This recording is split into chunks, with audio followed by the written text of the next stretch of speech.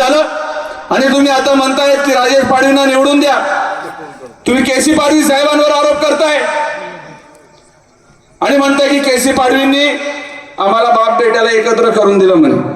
खरं तर आभार तुम्ही मानले पाहिजे केसी पाडवींचे, भले राजकारण काही असो, या तिकिटेच्या चक्कर मध्ये तुम्ही दोन्ही आई बाप बेटे एकत्र आले, ही सुद्धा आमच्यासाठी आनंदाची गोष्ट आहे। परिवार एकत्र राहायला पाहिजे, एक संघ राहायला पाहिजे, मुलासाठी बाप आणि बापासाठी मुलगा मैदानात उतरला पाहिजे, ही आपली भारतीय संस्कृती आहे।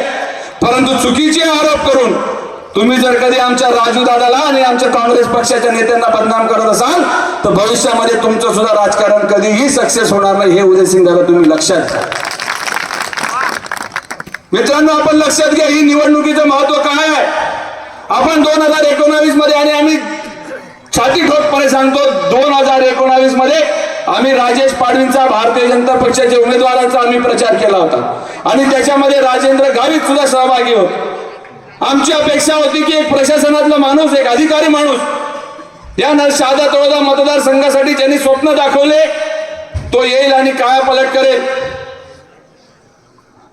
राजेश दादा आमचे देखील मित्र आहे, परंतु तुम्हाला आम्ही जेव्हा लोकांनी जेव्हा तुम्हाला, मतदारांनी जेव्हा तुम्हाला संधी दिली तर तुम्ही तुमच्या संधीचा उपयोग काय केला, हा प्रश्न खऱ्या अर्थाने लोकशाहीमध्ये विचारला गेला पाहिजे।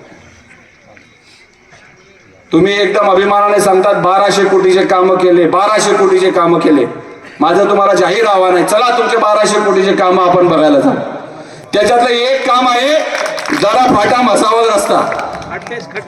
3 महिने झाले, 4 महिने, 8 महिने, 9 महिने, 1 वर्षभर नुसता रस्ता खोदून ठेवला। दऱ्या फाटापासून तर मसावत पर्यंत, वर गावापर्यंत जाणाऱ्या सर्व नागरिकांनी किती हाल भोगलेले आणि आता तुम्ही बघताय त्या रस्त्याचं काही ठिकाणं नाही।